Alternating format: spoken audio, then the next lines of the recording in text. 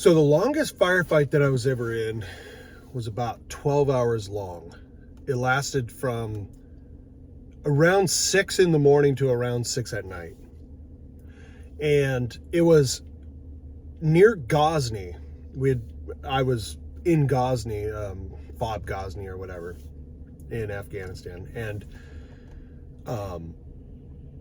we were clearing a series of villages around Ghazni and just the surrounding area, trying to clear out Taliban fighters. And so we left out of FOB Ghazni through like a secret entrance. They had removed some HESCO barriers so that way we could get out without them noticing that we were leaving the main gate. And we did this in the middle of the night. And then we moved under cover of darkness each day from village to village, and then we would set up these little camps during the daytime, and we would wait, and then we would move at night. The problem is it would get so hot during the daytime that you couldn't really sleep, and then you were walking or driving all night, so there was no sleeping then. So it ended up that nobody had more than a few hours of sleep after a 3-day period. So when we finally got to a major blocking position, and that's what happened, they were going to do this cordon around this compound, and we knew it was a Taliban stronghold. That was just obvious. And plus our intel had told us that.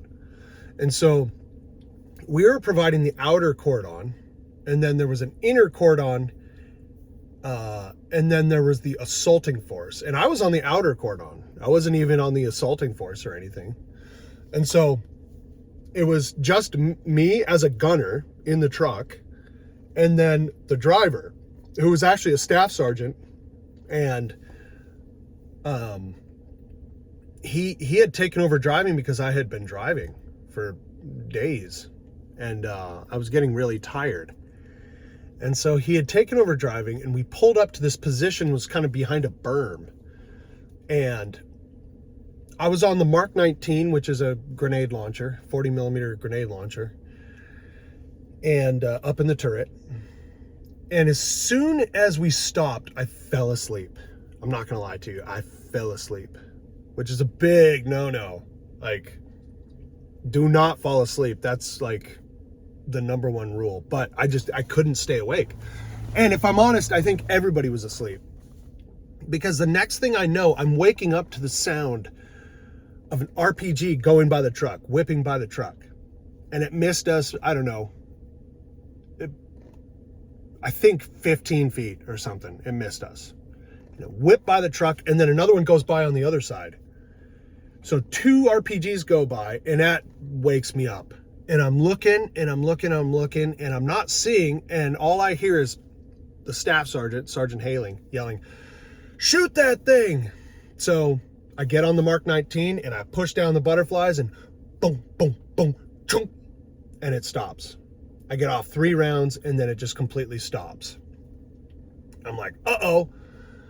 So I whip open the tray, and, this is part of our training. We know to do this. Rip off a couple of rounds and throw them out, and then reload, slam the tray closed, load the ghost round, load the live round, and try to shoot again, and clunk. Oh. So now this thing is just straight not shooting. Like, I have no ability to engage with the enemy with this weapon. So I tried again. I rip off a few rounds, and the reason why you rip off a few rounds is because the idea is that the links, if they slide forward or backward on the round, it won't feed properly. It'll misfeed. And so you do that. You take like 3-4 rounds or whatever. You rip them off, peel them off, and then reload. Well, I did this 3 or 4 times. I just could not get this gun to shoot. And finally, Sergeant Haling just goes, "Just use your weapon." So I grab out, I had an M16A2, and I pull that thing out, and I start popping off rounds at no one in particular. I didn't see anybody. But fire suppression, we're taught when you get fire, you fire back. That's just what you do. You got to get the situation under control, and one of the ways to do that is just to fire back. So I started popping off rounds, pop, pop, pop, pop, pop. And I go through a mag, you know, and then I reload and everything. And as I'm reloading that second mag, a guy comes running out of like a little outhouse thing. It's like a, you know, just, it's a mud outhouse looking thing. I don't know what it was. It could have been a little pump house or something, but I'll call it an outhouse. So he runs from this outhouse over to the main compound, and I'm shooting pop, pop, pop, pop, pop, and I'm hitting nothing. I'm hitting all around him. I'm making him dance, you know. There's little puffs of smoke all around his feet, and I cannot hit this guy. Pop, pop, pop, pop, you know. He goes into that main compound and then starts running back. So he had delivered something, or maybe he had picked something up. I think he had picked something up, because I think then he had a weapon. When he ran into the compound, he had a weapon when he came back. And so he started running back. And I'm shooting at him. Oh no. Now he's got a weapon. Now he's going to engage with us. So I'm shooting at him, and I'm still not hitting him. And he gets inside that little outhouse thing. And now I'm just shooting straight into the outhouse, into the wall. Now there's no door facing me. The door's on the other side. So I can't actually, you know, I can't shoot into it, but I'm shooting into the back wall of it. And if you've been to Afghanistan, you know those mud walls are extremely strong. I saw one of those mud walls take an RPG, a direct hit from an RPG, and just a bunch of mud fell down, like that dried mud, but more than probably 3/4 of that wall was still there. Straight RPG hit it. So these 5.56 rounds are doing nothing to this wall, but you got to do something, you know. And so I'm shooting, and nothing's happening. And I'm also at the same time intermittently trying to figure out what's wrong with the Mark 19. And so, you know, they teach you in training, like, if all else fails, just get a whole new box of ammo. And so what I did was I unhooked that box of ammo and I just threw it off the truck. That's what they tell you to do. Just throw it off the truck. We'll get it later, you know? And so then I grab a new one and I put it up there and I load it. And the same thing happens. I get off 3 or 4 rounds, pop, pop, pop. And if you've ever shot a Mark 19, it's really hard to be accurate with them, especially if you're shooting several rounds in a row. You kind of try to walk it in on the target, but they're not, like, you're not going to be very accurate with it. So it would hit like down in the dirt, and then it would hit up, and then I'd try to like hone it in on this outhouse thing, and then it jams again. And I'm like, okay, well, I don't know what's going on. Like, I'm giving up on this thing. So then this guy runs back. He runs back. And as he's doing that, a sniper round hits the top of the berm and like sprays dust all over the place. And so I get down because I'm like, oh, I don't want to get shot by this sniper. Like, that's a bad day. So I get down. And then I peek back up again, and there's 2 ANA, Afghan National Army guys, who had crawled up to the top of the berm, and now they're shooting. And they're in front of me a little bit, but they're off to the left. And so we're all shooting. And then the Apaches come in. The Apaches come in, and they start strafing inside of that compound. And they are lighting it up. I mean, before, you know, for the first half hour or so, we had been engaging with small arms. They'd been shooting back with RPGs. And, you know, you could hear like the 240 Bravos and the saws really going crazy. And even some 50 cals. But then eventually the Apaches showed up. And they got those 30 mics just rocking. Just lighting up these buildings. And they're taking down the buildings. They have the 275 rockets as well. They got rocket pods, and they're shooting into these buildings, and there's explosions. It's crazy to watch. But now what happens is the Taliban fighters are escaping. Now they're getting tracked down and hit by these Apaches, but not all of them. And it's just carnage inside of this compound. And so what happens is we begin this long drawn out chase, chasing these fighters through the countryside as they go from building to building.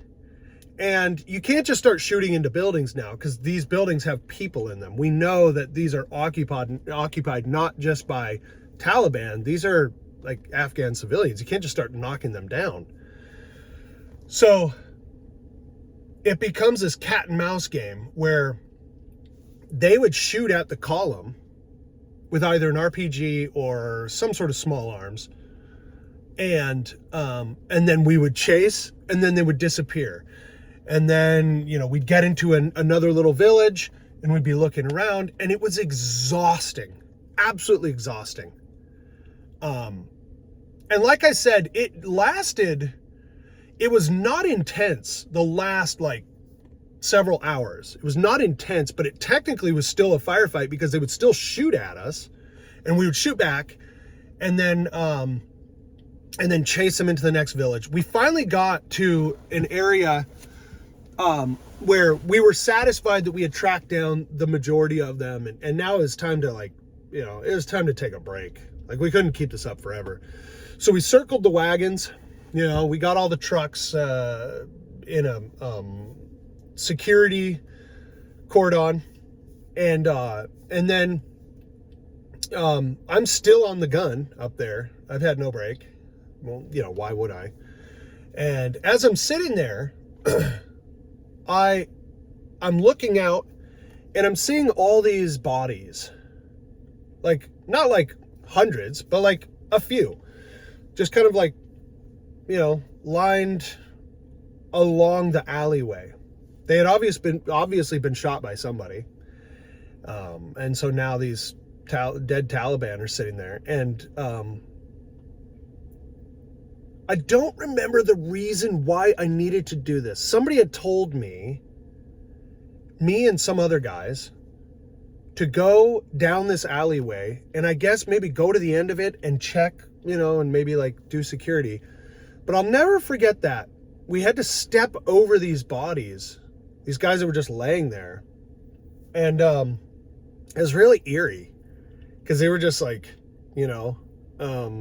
just bodies, and that was kind of, I don't know, it's kind of creepy. It was at night, and we got there, and I think we cleared the area, at that point we just didn't care. I'm sure we were too tired, but then we made our way back to the truck, and sat down, had some MREs, smoked a couple packs of cigarettes, and then passed out. I remember that, passing out that night was just nice. Absolutely nice. We were sleeping on the ground in sleeping bags a lot. If you weren't on security, that's what you do. And I don't remember why, but I didn't have to pull security that night. I didn't have to do a 4-hour or whatever shift pulling security. I could just sleep the whole night. And so I woke up the next morning extremely refreshed. And then, the saga continued, but that was an intense fight. I remember that just being the explosions, the occasional pop shots coming at us. I wasn't in the middle, on the assaulting force. I was, like I said, I was on the outer cordon. I shouldn't even have been engaged with at that point. But, RPGs coming at me, and AK rounds and sniper rounds. And, but yeah, it was awesome to see the might of the U.S. military when we had these choppers, these Apaches, kind of coming and going. One would come down, just shoot up the compound and then leave, and another one would come in and strafe it, and it was really kind of cool. So I got to witness, and that wasn't the only time that I would witness that, but it was probably the most poignant time And like I said, it lasted about 12 hours, which is by far the longest firefight I was ever in. Like, nothing ever came close to that again. But anyway, thanks for watching.